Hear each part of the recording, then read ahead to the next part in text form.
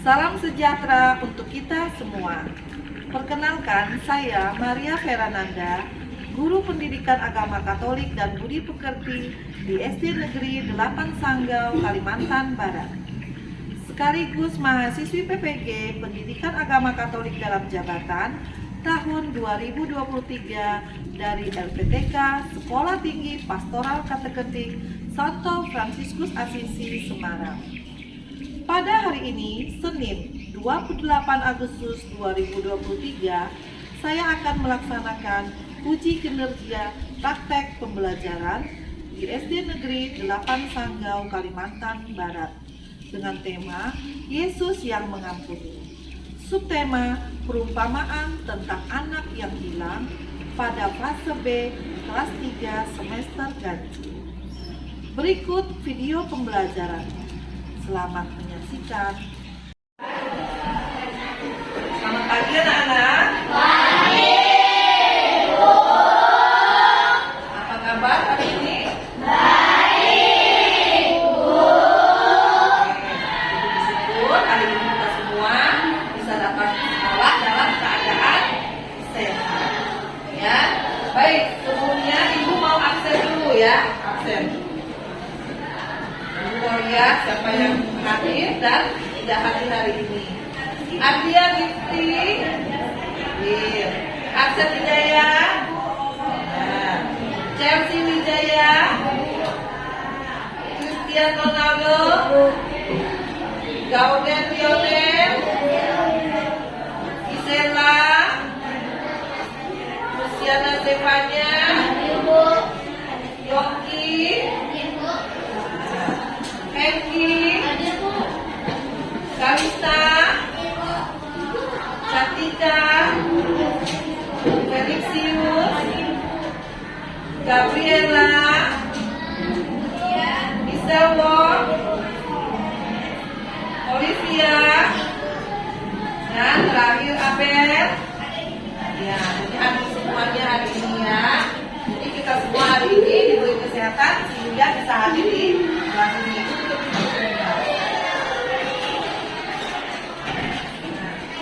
Sebelum memulai kegiatan pembelajaran kita pada hari ini, kita berdoa terlebih dahulu memohon berkat dari Tuhan. Ya, memohon berkat dari Tuhan. Siapa yang mau memimpin doa? Baik, Zeva mau memimpin doa. Bapa yang Maha Pengampun, kami banyak melakukan kesalahan terhadap ayah, ibu, kakak, adik, teman-teman, dan guru. Ampunilah dosa-dosa kami, dan bantulah kami untuk selalu berbuat baik dalam kehidupan ini. Amin.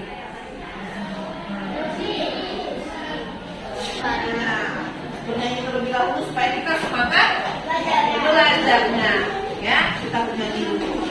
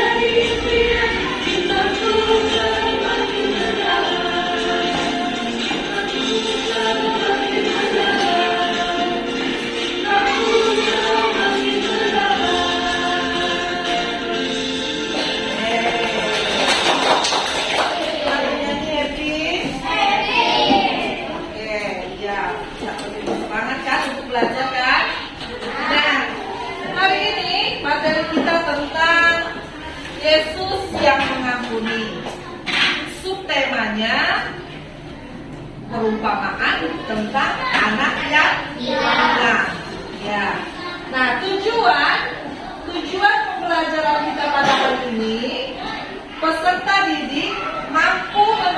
bukan Yesus yang mengampuni, serta mewujudkan semuanya itu melalui sikap dan tindakan hidup sehari-hari. Jadi ini tujuan pembelajaran kita pada hari ini.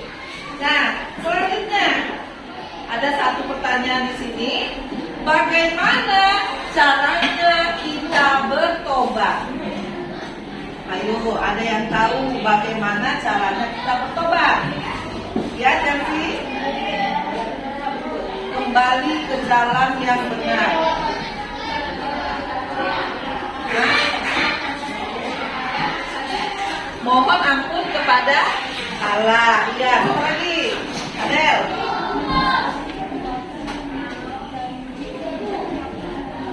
Menyesali perbuatan dan tidak melakukannya kembali. Ada yang lain? Ya, Teo? Tidak melakukan kesalahan yang sama. Ada yang lain? Apa? Feli? Iya, lahir kembali sebagai manusia. Nah, begitulah caranya kita bertobat. Nah, hari ini ada 7 sub pokok yang akan kita bahas. Ya, 7 sub pokok yang akan kita bahas. Yang pertama itu, peserta didik dapat menyebutkan ciri-ciri dan sifat dari perumpamaan. 2, peserta didik dapat menjelaskan arti perumpamaan. 3, peserta didik dapat menyebutkan beberapa contoh perumpamaan yang ada di dalam Injil. 4, peserta didik dapat menceritakan perumpamaan tentang anak yang hilang. 5, peserta didik dapat menjelaskan pesan dari perumpamaan tentang anak yang hilang. 6, peserta didik dapat menjelaskan arti dari bertobat. Dan terakhir yang ke-7, peserta didik dapat menghafalkan atau melafalkan doa tobat. Dan itu ada pada mata. Ya, itu 7 hal yang akan kita dalami pada hari ini. Nah, sekarang anak-anak dalam kegiatan belajar hari ini, nanti kita akan menyaksikan sebuah video, ya, video tentang perumpamaan tentang anak yang hilang. Kemudian selanjutnya kalian diskusi kelompok, ya, mencari jawaban-jawaban dari permasalahan yang ada dalam video itu nantinya. Dan jawaban-jawabannya bisa kalian cari juga dalam kitab. Oh, kata Chelsea adalah cerita yang disampaikan oleh Yesus, ya. Nah, mengapa Yesus menggunakan perumpamaan untuk menyampaikan ceritanya agar mudah dipahami? Ya, siap nonton videonya? Siap. Nah.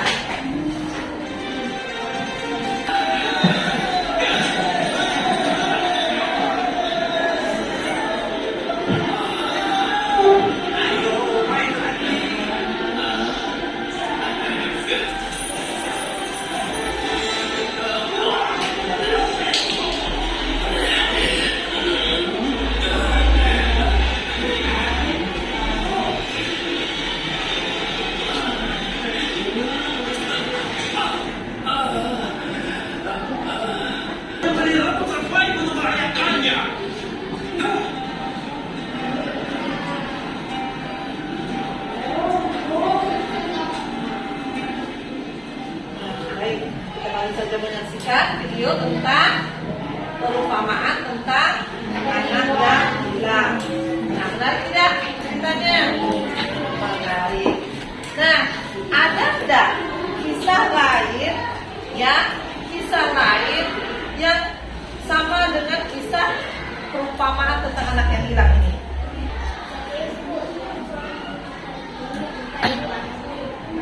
Ya, kata Yongki Sakius.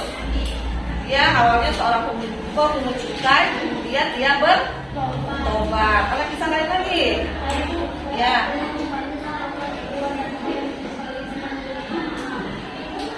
Membantah orang tua, kemudian meminta. Ya, sekarang ibu minta kalian untuk berdiskusi.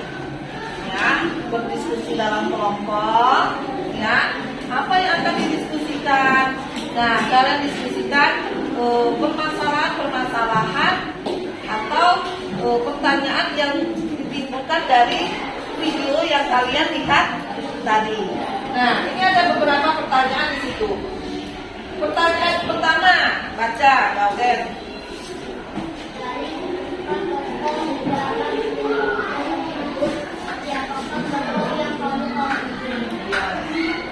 Yang kedua, baca, Zefa.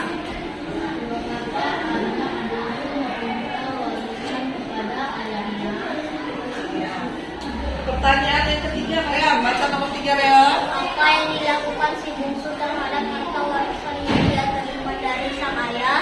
Ya. Yang keempat, Reon. Apa yang dialami si bungsu setelah habis harta warisannya? Yang kelima. Apa yang dilakukan si bungsu setelah menyadari kesalahannya? Nah. Mengapa ayahnya mau menerima si bungsu yang durhaka? 7. Mengapa ayahnya mengadakan pesta? Jadi itu ada 7 pertanyaan yang akan kalian diskusikan di dalam kelompok. Nah, ini lembaran LKPD-nya. Nanti kalian tulis jawabannya di sini, ya, ditulis jawabannya di sini. Jawabannya dapat juga dicari dari video yang sudah kita tonton tadi, ya, kemudian dari kitab suci juga, ya. Nah, kitab sucinya bisa dicari di Injil Lukas bab 15 ayat 11 sampai 32. Bisa dibuka kitab sucinya, ya. Yesus berkata lagi, ada seorang mempunyai 2 anak laki-laki. Kata yang bungsu kepada ayahnya, "Bapa, berikanlah kepadaku bagian harta milik kita yang menjadi hakku." Lalu ayahnya membagi-bagikan harta kekayaannya itu di antara mereka. Beberapa hari kemudian anak bungsu itu menjual seluruh bagiannya, lalu pergi ke negeri yang jauh. Di sana ia memboroskan harta. Lalu ia menyadari keadaannya. Katanya, betapa banyaknya orang upahan bapakku yang berlimpah-limpah makanannya. Tetapi aku di sini mati kelaparan. Aku akan bangkit dan pergi kepada bapakku dan berkata kepadanya, Bapa, aku telah berdosa terhadap surga dan Bapa. Aku tidak layak lagi disebut anak Bapa. Jadikanlah aku sebagai salah seorang upahan Bapa. Maka bangkitlah ia dan pergi kepada bapaknya. Ketika ia masih jauh, ayahnya telah melihatnya. Lalu tergeraklah hatinya oleh belas kasihan. Ayahnya itu berlari mendapatkan dia, lalu merangkul dan mencium dia. Kata anak itu kepadanya, Bapa, aku telah berdosa terhadap surga dan Bapa. Aku tidak layak lagi disebut Bapa. Tetapi ayah itu berkata kepada hamba-hambanya, lekaslah bawa kemari jubah yang terbaik, pakaikanlah itu kepadanya dan kenakanlah cincin pada jarinya dan sepatu pada kakinya, dan ambillah anda lembu kambing itu, sembelihlah dia dan marilah kita makan dan bersuka cita. Anakku, engkau selalu bersama denganku dan segala kepunyaanku adalah kepunyaanmu. Kita patut bersuka cita dan bergembira karena adikmu telah mati dan menjadi hidup kembali. Dia telah hilang dan didapatkan kembali. Ya, apa jawabannya? Bisa dicari juga, ya.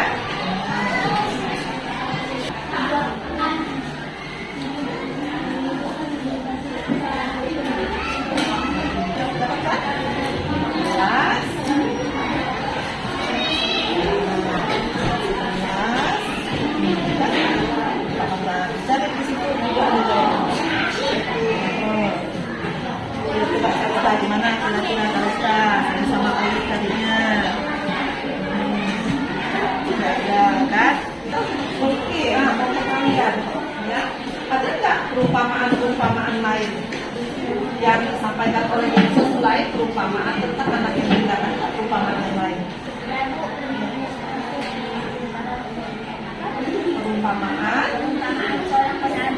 Perumpamaan seorang penabur, lalu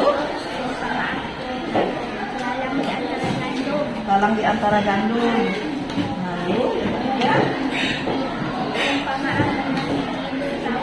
perumpamaan tentang biji sesawi. Nah, dalam menyampaikan perumpamaan itu ada nggak tantangan yang dihadapi Yesus?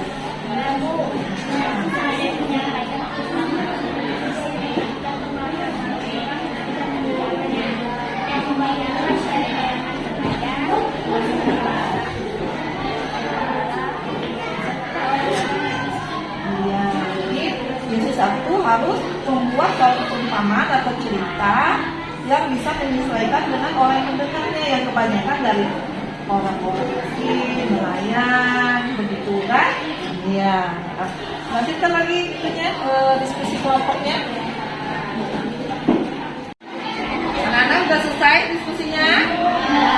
Oke, nah sekarang saatnya kalian membacakan hasil diskusi kelompoknya, ya. Jadi salah satu orang mewakili kelompok untuk membacakan hasil diskusi kelompok. Yang kelompok lain mendengar dan menyimaknya. Jadi kalau ada pertanyaan boleh pertanyaan dijawab nanti oleh kelompok yang mempresentasikannya. Jadi didengar baik-baik ya, teman membacakan hasil diskusi kelompoknya. Dari ketiga tokoh di dalam perumpamaan tersebut, siapa tokoh yang kamu kagumi? Si bungsu, karena sudah mau bertobat dan kembali kepada ayahnya.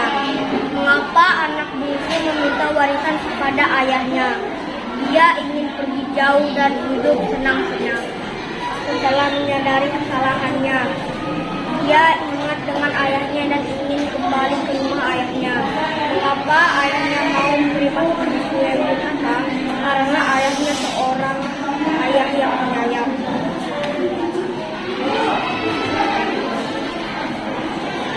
Mengapa ayahnya mengadakan pesta perjamuan? Dia bahagia karena anaknya pulang kembali ke rumah.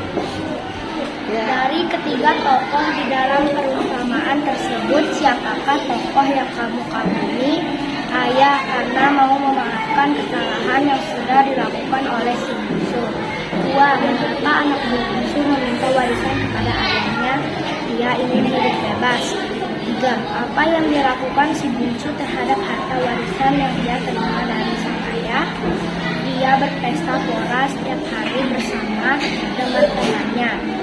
4. Apa yang dialami si bungsu setelah habis harta warisannya? Dia dijauhi teman-temannya dan dia menjadi miskin. Dari ketiga tokoh di dalam perumpamaan tersebut, siapakah tokoh yang kamu kagumi? Ayah, karena dengan ikhlas mau memaafkan kesalahan yang sudah dilakukan oleh si bungsu dan mau menerimanya kembali. 5. Apa yang dilakukan si bungsu setelah menyadari kesalahannya? Dia teringat dengan ayahnya yang baik hati dan berniat kembali kepada ayahnya. Mengapa ayahnya menerima si bungsu yang baik hati yang berniat? Karena ayahnya seorang ayah yang baik hati. 7. Mengapa ayah mengadakan pesta perjamuan? Dia bahagia karena anaknya yang telah sudah mati datang kembali. Terima kasih ya sudah mempresentasikan hasil diskusinya. Tepuk tangan untuk kita semua. Nah, dari hasil jawaban kalian tadi, ya, dapat kita simpulkan bahwa, nah, perumpamaan itu, perumpamaan itu berupa sebuah apa?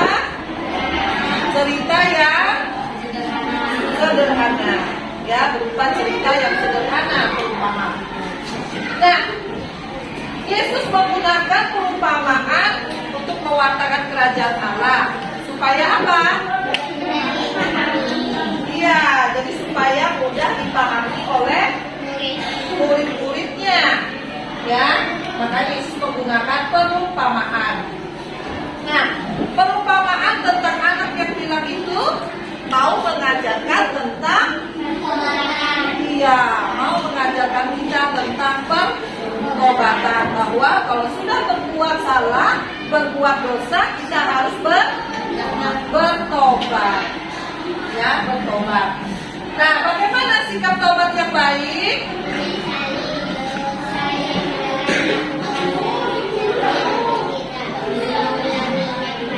Ya, menyesali dosa yang telah kita lakukan dan berjanji tidak akan melakukannya atau tidak mengulangnya kembali. Jadi dapat kita simpulkan seperti itu. Nah, tugas kalian selanjutnya adalah sekarang kalian kita refleksi dulu. Ya, tulis di buku kalian. Apa yang dituliskan? Tuliskan kesalahan atau dosa yang pernah kalian lakukan. Tuliskan dosa atau kesalahan yang pernah kalian lakukan, baik terhadap orang tua, terhadap guru, teman, sesama, adik atau kakak, atau kakek, nenek, ya. Nah, lihat kesalahan apa yang pernah kalian lakukan. Nah, sekarang bukti apa kesalahan yang pernah kalian buat.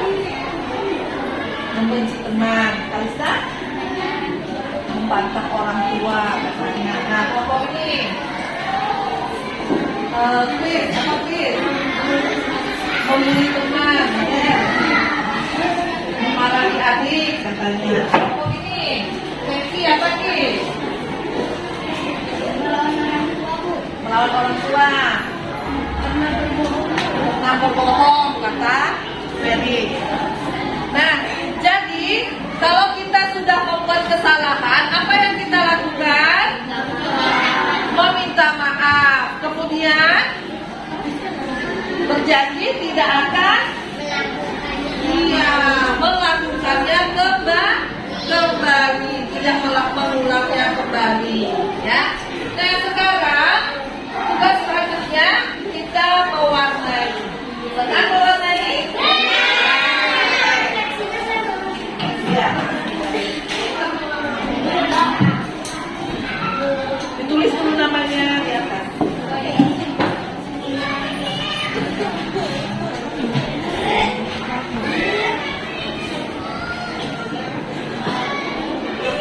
Gisti mulai mewarnai gambarnya.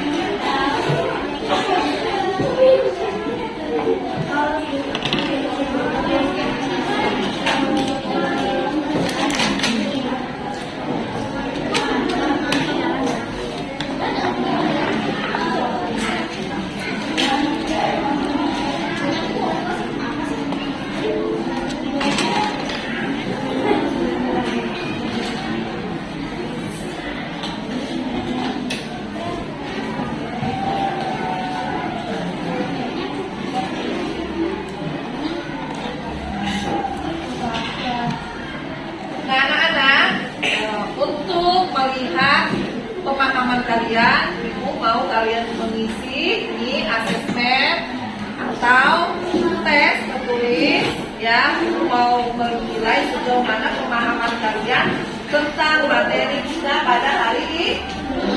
Nah, nanti kalian tulis di sini ada soalnya, ya. Ini bentuknya esai. Nanti isi di titik-titiknya, ya. Jangan lupa tulis namanya, tulis kelasnya. Nah, ada 10 soal. Ada 10 soal. Tulis dulu nama dan kelasnya, baru dijawab, ya.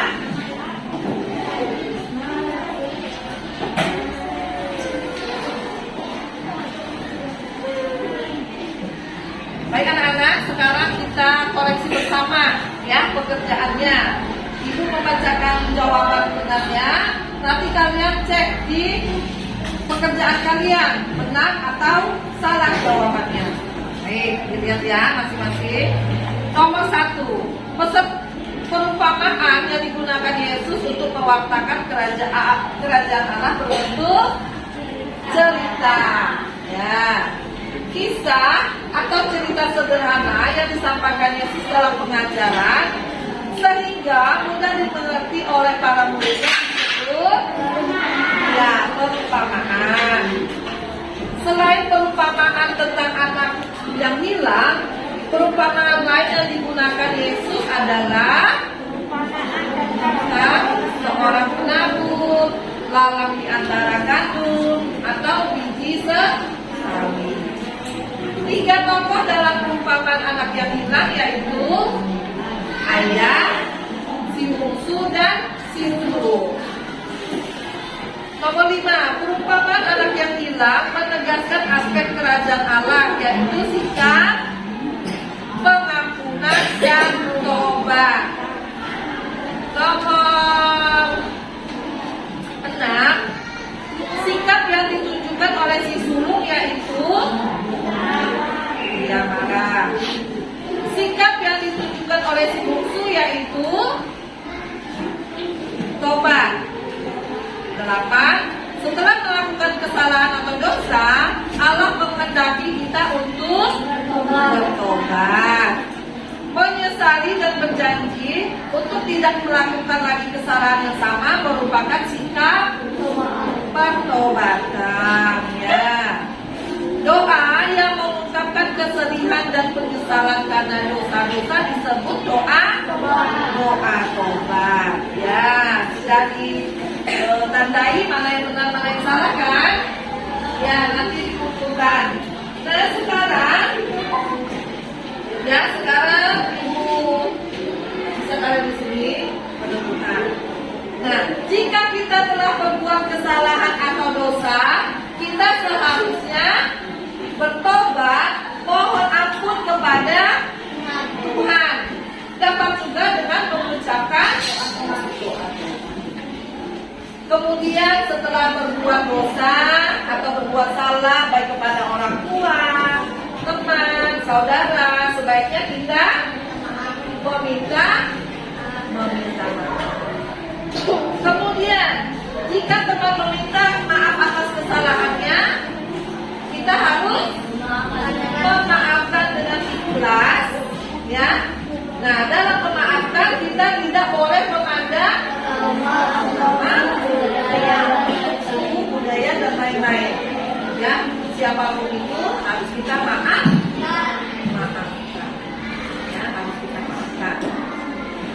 Nah, tugas anak-anak selanjutnya adalah nanti kalian menghafalkan doa tobat. Doa tobat itu dapat kalian lihat di Mada Bakti. Nah, kalau kalian tidak punya Mada Bakti, ibu sudah menuliskan untuk kalian. Ya, ini doa tobat dan dihafalkan. Nanti minggu depan satu-satu maju ke depan, ya, untuk menghafalkan doa tobatnya. Ada yang hafal belum di sini? Tobat belum. Lupa lagi katanya doa tobatnya. Baik anak-anak, pembelajaran kita pada hari ini ya sampai di sini. Nah, minggu depan kita akan belajar tentang Yesus memberi makan 5.000 orang. Ya, itu minggu depan kita akan belajar tentang Yesus memberi makan 5.000. Nah, sekarang kita akan menutup pembelajaran kita dengan bersama-sama mengucapkan doa tobat. Baik, ambil sikap doa semuanya dalam nama Bapa dan Putra dan Roh Kudus. Amin. Allah yang Maha Rahim, aku menyesal atas dosa-dosaku, sungguh patut aku Engkau hukum, terutama sebab aku telah menghina Engkau yang Maha Murah dan Maha Baik bagiku. Aku benci atas segala